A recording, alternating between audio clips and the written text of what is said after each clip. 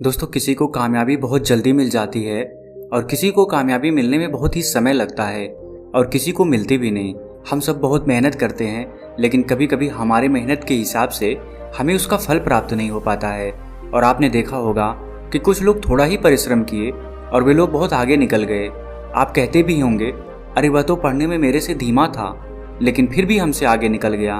आप जो सोच रहे हैं वह चीज़ आपके हिसाब से नहीं हो रही है और बार बार असफलता का मुंह ही देखना पड़ रहा है और अंत में खुद को आप लाचार पा रहे हैं, खुद को कमज़ोर पा रहे हैं। कई बार होता है कि हम सब इतने असफल हो जाते हैं कि फिर हमारा मन टूट जाता है। हम खुद को बहुत ही कमज़ोर और हारा हुआ महसूस करने लग जाते हैं और बहुत निराशा भी होती है। और निराशा क्यों ना हो, दुखी क्यों ना हो हम, क्योंकि हमने तो बहुत परिश्रम किया था, जितना हमसे होना चाहिए था उतना किया था, लेकिन मुझे उस परिश्रम के हिसाब से उसका फल नहीं मिल पाया और एक बार फिर असफलता का मुंह देखना पड़ा। दोस्तों, अगर यह सारी सिचुएशन, यह सारी समस्याएं आपके भी जीवन में घटित हो रही हैं या ना भी घटित हो रही हैं, तो भी आप इस वीडियो को छोड़कर कहीं ना जाइएगा, क्योंकि कुछ ऐसी बातें आपको पता चलेंगी जो कि शायद आप इससे पहले कहीं सुने हों। जो बातें मैं आपको बताने वाला हूँ वह सारी बातें आपको इन सभी मुश्किलों से बाहर निकाल लेंगी। जैसे आज के समय में स्कूल है, वैसे ही पुराने समय में आश्रम हुआ करते थे। उस समय के लोग अपनी शिक्षा ग्रहण करने के लिए आश्रम में जाया करते थे। उस समय हर शिष्य अपने गुरु का बहुत ही सम्मान करता था। प्राचीन समय में किताबी ज्ञान से ज्यादा लोगों को व्यवहारिक ज्ञान सिखाया जाता था। प्राचीन समय में एक आश्रम था जिसमें विभिन्न प्रकार के विद्यार्थी गुरु से शिक्षा ग्रहण करते थे।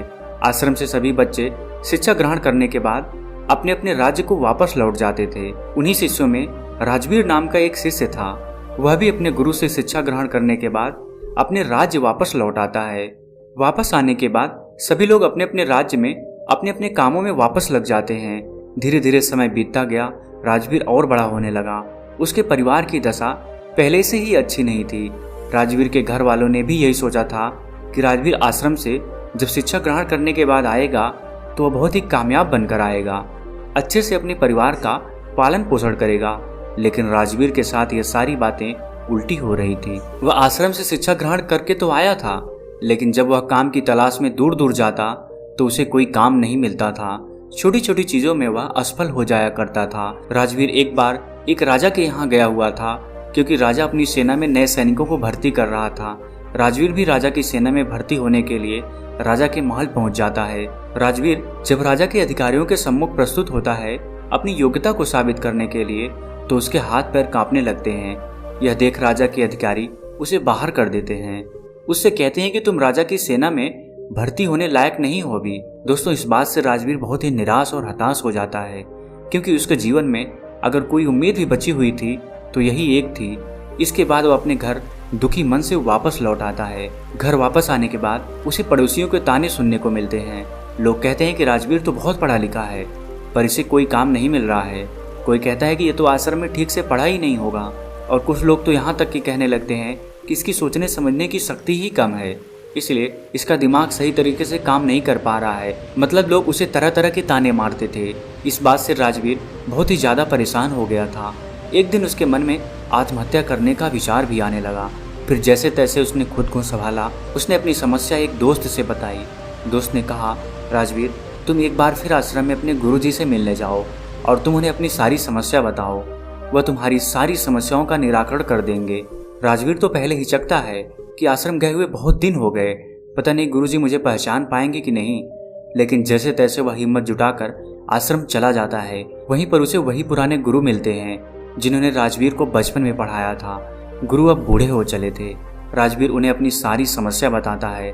गुरु बिल्कुल शांतिपूर्वक उसकी बातों को सुनते हैं। राजवीर कहता है कि हे गुरुवर, मैं कहीं भी जाता हूँ तो मैं असफल हो जाता हूँ। मैं किसी भी परीक्षा में पास नहीं हो पाता हूँ।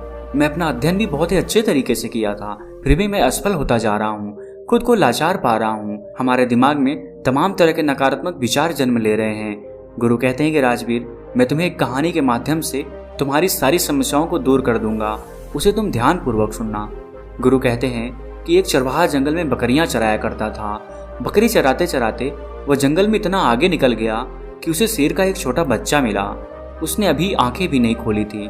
छोटा बच्चा सबको प्यारा लगता है, यह जानते हुए भी कि यह शेर का बच्चा है। उस चरवाहे ने उस शेर के बच्चे को उठा लिया और भेड़ों का दूध पिलाने लगा। वह बच्चा धीरे धीरे बढ़ने लगा, भेड़ों के बच्चों के साथ खेलता, भेड़ों के साथ ही घास खाता, भेड़ों की तरह ही बोलता, अपने आप को भेड़ ही समझता था। अब बच्चा बड़ा हो गया था। एक रोज किसी दूसरे शेर ने भेड़ों के झुंड पर हमला कर दिया। सभी भेड़ें दौड़ने लगी। शेर के उस बच्चे ने भी डरते कांपते भेड़ों की तरह भेड़ों के झुंड की तरफ भागने लगा। वह बड़ा हो गया था, लेकिन फिर भी भेड़ों के साथ ही भागा जा रहा था। दौड़ते हुए शेर के बच्चे को, जो कि अब बड़ा हो गया था, उस हमलावर शेर ने देख लिया। उसे इस तरह भागते हुए देख हमलावर शेर को बड़ा ही आश्चर्य हुआ। उसने भेड़ों की ओर से अपना ध्यान हटाया और उस शेर के बच्चे को ही पकड़ लिया और उसे समझाने लगा कि तू क्यों डरता है, तू तो खुद शेर है। दूसरा शेर जो भेड़ों के झुंड से भाग रहा था, वह कहता है कि शेर तो जंगल का राजा होता है, उसकी दहाड़ से सभी जानवर कांपते हैं। मैं घास खाने वाला इतना शक्तिशाली शेर नहीं हो सकता। हमलावर शेर ने उसे पकड़कर एक कुएं के पास ले गया। कुएं के अंदर उसे उसका चेहरा दिखाकर कहता है, देख, तेरा चेहरा मेरे जैसा ही है, तेरे पंजे भी मेरे जैसे ही हैं, इसलिए तू भेड़ नहीं है, तू शेर है। दूसरा शेर कहने लगा, ठीक है, मेरा चेहरा तेरे जैसा ही है, मगर तू तो बहुत शक्तिशाली है, मेरी आवाज़ से तो कोई डरता भी नहीं। हमलावर शेर ने कहा, तेरी आवाज़ से भी लोग डरेंगे, बस तू खुद को शेर समझ। जिस दिन तू खुद को शेर समझ लिया, उस दिन तेरे से सब डरेंगे। बस तू खुद की अंदर की शक्ति को पहचान। तुझे महसूस करना होगा कि मैं भी एक शेर हूँ, मेरे पास भी ताकत है, मैं भी जंगल का राजा बन सकता हूँ। जिस दिन तेरे मन में यह विचार आ गया, उसी दिन तू किसी से नहीं डरेगा। तू डर इसीलिए रहा है, या यूँ कहें कि डर कर इसलिए भाग रहा था, क्योंकि तू खुद को भेड़ समझ रहा था। जब तक